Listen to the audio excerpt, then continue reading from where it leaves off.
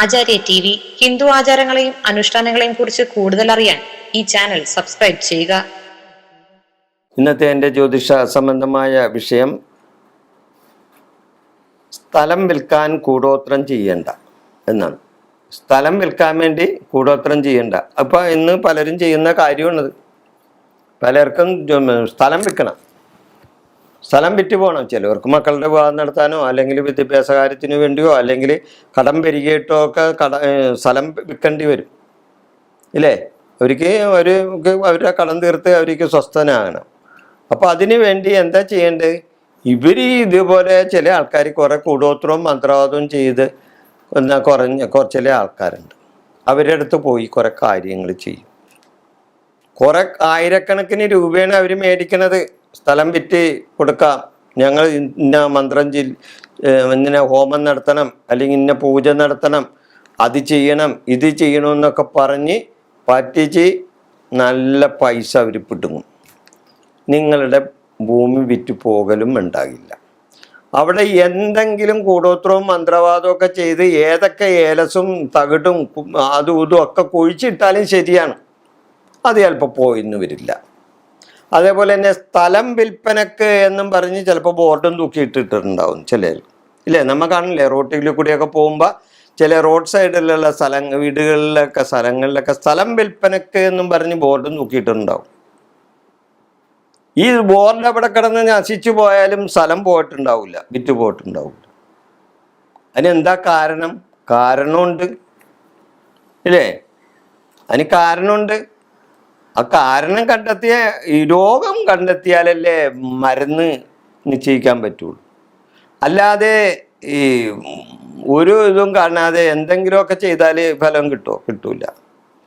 അപ്പം രോഗം അറിഞ്ഞ് ചികിത്സിക്കണം. അപ്പം രോഗം എന്താണെന്ന് അറിയണം. ഭൂമി വിൽക്കാൻ ശ്രമിച്ചിട്ട് നടക്കാത്ത എന്തുകൊണ്ടാണ്? കുറേ ആയിരക്കണക്കിന് രൂപ തട്ടിപ്പൊക്കെ നടത്തി കയ്യിൽ നിന്ന് പോയി, തട്ടിപ്പിലൊക്കെ പോയി.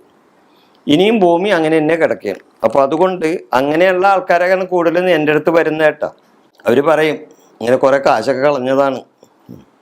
നമ്മൾ പറഞ്ഞു കൊടുത്തിട്ട് വളരെയധികം ആൾക്കാർക്ക് ഭൂമി വിറ്റ് പോയിട്ടുണ്ട്. പല സ്ഥലങ്ങളിൽ നിന്ന് ഞാൻ പറഞ്ഞ വഴിപാടുകൾ പറഞ്ഞു കൊടുത്തിട്ട് അത് കേട്ട് പറഞ്ഞ് ചെയ്തിട്ടുള്ള ആൾക്കാർ ഭൂമി വിറ്റ് പോയിട്ട് എന്നോട് പറഞ്ഞിട്ട് ഇവിടെ വന്ന് എനിക്ക് എൻ്റെ ആ ഭൂമി വിറ്റ് പോയിട്ട് എനിക്ക് ദക്ഷിണ തന്നവരുണ്ട്. കൊല്ലത്തുനിന്ന്, തിരുവനന്തപുരത്ത് നിന്ന്, എറണാകുളത്ത് നിന്ന്, അങ്ങനെ പല സ്ഥലത്തു നിന്നൊക്കെ ഇവിടെ ആൾക്കാർ വന്നിട്ടുണ്ട്. ഇതിന് വേണ്ടി ദക്ഷിണ തരാൻ വേണ്ടിയും വന്നിട്ടുണ്ട് വിറ്റ് പോയിട്ട്. അപ്പോൾ അതുകൊണ്ട് ഞാൻ കാര്യത്തിലൊരു വീമ്പ് പറച്ചിൽ നടത്തണേയല്ല, ഉണ്ടായ അനുഭവമാണ് പറയുന്നത്. കാരണം ജ്യോതിഷം സത്യസന്ധമാണ്. ഈ ജ്യോതിഷ കാര്യങ്ങൾ കൈകാര്യം ചെയ്യുന്നവൻ സത്യസന്ധനായിരിക്കണം. അവിടെ വക്രിയ കാണിക്കരുത്, അവിടെ ഒരു ഒരു ഒരു ഒരു തരികിട സ്വഭാവം കാണിക്കരുത്. അപ്പോൾ അതുകൊണ്ട് തരികിട വർത്താനമല്ല പറയണത്, ശരിയായ വർത്താനമാണ് പറയണത്. എന്തുകൊണ്ട് ഭൂമി വിറ്റ് പോകുന്നില്ല? അപ്പോൾ ഭൂമി വിറ്റ് പോകാൻ എന്താ ചെയ്യേണ്ടത്? ഈ ഭൂമിയുടെ ഉടമസ്ഥന് ഭൂമി അനുകൂലമാണോ പ്രതികൂലമാണോ എന്ന് ആദ്യം അറിയണം. ഭൂമിയുടെ ഉടമസ്ഥന് ഭൂമി അനുകൂലമാണോ പ്രതികൂലമാണോ എന്നറിയണം. അപ്പോൾ ഭൂമി എന്ന് പറഞ്ഞാൽ നമ്മെ അങ്ങനെ കണക്കാക്കും. ഭൂമിയുടെ കാരകത്വമാക്കാണ്. ഏത് ഗ്രഹത്തിനാണ്? ചൊവ്വക്കാണ് ഭൂമിയുടെ കാരകത്വം. ഭൂമിയുടെ കാരകത്വം ചൊവ്വക്കാണ്. അപ്പോൾ ഉടമസ്ഥൻ്റെ ജാതകത്തിൽ അവന് ഇപ്പം ഏത് സമയമാണെന്ന് അത് നോക്കണം. അവനൊരു ചീത്ത സമയമാണ് അല്ലെങ്കിൽ നല്ല സമയമാണ്, അങ്ങനെയുള്ള സമയം കൂടി നമ്മൾ ഒന്ന് അറിഞ്ഞിരിക്കണം. അതോടൊപ്പം ഒരു ഭൂമി സംബന്ധമായ ഒരു ജ്യോതിഷ ഒരു പ്രശ്നം വെക്കണം. ഭൂമി സംബന്ധമായ ഒരു പ്രശ്നം വെച്ചിട്ട് ചൊവ്വ അവന് അനുകൂലമാണോ പ്രതികൂലമാണോ എന്ന് നോക്കണം. ഭൂമിയുടെ കാരകനായ ചൊവ്വ ആ ജാതകന് അനുകൂലമാണോ പ്രതികൂലമാണോ എന്ന് ചിന്തിക്കണം. അനുകൂലമാണെങ്കിൽ ആ വസ്തു നിങ്ങളുടെ നിന്ന് പെട്ടെന്ന് പോയിന്ന് വരില്ല. പ്രതികൂലമാണെങ്കിൽ പോയിന്ന് വരും, പെട്ടെന്ന് പോകും. ഒരു വസ്തു ഒരുവൻ വാങ്ങുന്നത് ആരെയും തട്ടിച്ചും പറ്റിച്ചിട്ടൊന്നുമല്ല.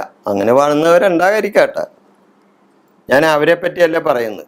ഭൂരിപക്ഷം പേർക്കും അവരത് വാങ്ങുന്നത് അവരുടെ അധ്വാനം കൊണ്ടാണ്, അല്ലെങ്കിൽ അവരുടെ കുടുംബ സ്വത്തിൽ നിന്ന് അവർക്ക് കിട്ടിയ ഭാഗമാണ്, അല്ലെങ്കിൽ സത്യസന്ധമായി ദൈവാനുഗ്രഹത്താൽ അവരിൽ വന്ന് ചേർന്നിരിക്കുന്നതാണ് ആ ഭൂമി.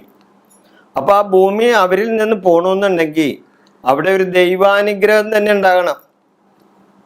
അല്ലാതെ ഏത് കൂടോത്രവും മന്ത്രവാദം ചെയ്തിട്ട് ഒരു കാര്യമൊന്നുമില്ല, ഒരു കാര്യവും നടക്കില്ല. അപ്പം ദൈവം അനുകൂലമാക്കണം, ദൈവം അനുകൂലമാക്കി തന്നെ. അപ്പം ഭൂമിയുടെ കാരകനായ ചൊവ്വ അനുകൂലമായിട്ട് നിന്നാൽ ഭൂമി നമുക്ക് അനുകൂലമായിട്ട് നിൽക്കുകയാണ്. അപ്പം നമ്മുടെ കയ്യിൽ നിന്ന് പിടിച്ചു പറിച്ചാലും പോകില്ലത്. അപ്പം എന്താ ചെയ്യേണ്ടത്? ഭൂമിയുടെ കാരകനായ ചൊവ്വയെ നമ്മ പ്രതികൂലമാക്കി മാറ്റണം, പ്രതികൂലമാക്കി മാറ്റണം. അപ്പം അതിന് കൂടോത്രവും മന്ത്രവാദവും ചെയ്തിട്ട് ഒരു കാര്യമില്ല, ദൈവാനുഗ്രഹം തന്നെ ഉണ്ടാകണം. അപ്പം ഭൂമിയുടെ കാരകനായ ദേവന് വഴിപാട് നടത്തണം. ഭൂമിയുടെ കാരകനായ ദേവൻ ആരാണ്? ഭൂമിയുടെ കാരകത്തുള്ള ദേവനുണ്ട്, ചൊവ്വയുടെ ദേവനുണ്ട്. ദൈവാനുഗ്രഹം ഉണ്ടാകുന്നതോടൊപ്പം ഭൂമിയുടെ കാരകനാരാണ്? മുരുകനാണ്, ഇല്ലേ? ഭൂമിയുടെ കാരകനാണ് ആരാണ്? മുരുകൻ. മുരുകന് യഥാവിധി വഴിപാട് നടത്തണം. വരാഹമൂർത്തിക്ക് വഴിപാട് നടത്താം, മണ്ണ് പൂജിച്ചിടാം, ബ്രഹ്മരക്ഷത്തിന് കർത്തവാവിന് പാൽപ്പായസം കൊടുക്കാം, ഭദ്രകാളിക്ക് കാളി സൂക്ത പുഷ്പാഞ്ജലി ശത്രുദോഷത്തോട് മാറ്റുന്നതിന് വേണ്ടി ചെയ്യാം. ഇത്രയും കാര്യങ്ങൾ ചെയ്യാം. പക്ഷെ ഇത്രയും കാര്യങ്ങൾ ചെയ്യണമെന്നുണ്ടെങ്കിലോ അതിന് ഭൂമി സംബന്ധമായ ഒരു പ്രശ്നം വെച്ച് നോക്കിയാൽ ഇങ്ങനെയുള്ള കാര്യങ്ങൾ ചെയ്താൽ അത് ശരിയാവുമെന്ന് അറിയാൻ ഒഴിവൊന്നും കൂടി നോക്കാം. അതോടൊപ്പം ഈ ദൈവാനുഗ്രഹത്തിന് വേണ്ട വഴിപാടുകൾ എന്തൊക്കെയാണെന്ന് ആ പ്രശ്നത്തിൽ നമുക്ക് തെളിയുകയും ചെയ്യും. അങ്ങനെ ചെയ്താൽ ഈ ഭൂമി അധികം താമസിക്കാതെ അവരുടെ കയ്യിൽ നിന്ന് അത് പോകും. അപ്പോൾ പോകേണ്ട വഴിക്ക് പോകണം, അല്ലാതെ നിങ്ങൾ വളഞ്ഞ വഴിക്ക് പോയാൽ കാര്യം നടന്നെന്ന് വരില്ല. നേരായ വഴിക്ക് പോകണം. അതായത് ദൈവത്തിങ്കൽ മനസ്സർപ്പിച്ച് ദൈവത്തിങ്കൽ വഴിപാടുകൾ നടത്തി അതിനുള്ള കാര്യങ്ങൾ ചെയ്താൽ നിങ്ങൾക്ക് ആയിരക്കണക്കിന് രൂപയൊന്നും ചിലവ് വരില്ലെന്നേ. ചെറിയ ചെറിയ വഴിപാടുകൾ മാത്രം ചെയ്താൽ മതി. അതൊന്ന് ചെയ്ത് നോക്ക്, നിങ്ങളുടെ ഭൂമി നിങ്ങൾക്ക് വിറ്റു പോകും. ഒരു നല്ല ജ്യോത്സ്യന് നിങ്ങളെ സഹായിക്കാൻ പറ്റും. പക്ഷെ കാശ് പിടുങ്ങാനിരിക്കുന്ന ജ്യോത്സ്യൻ്റെ അടുത്ത് പോയി നിന്നിട്ട് കാര്യമില്ല കേട്ടോ.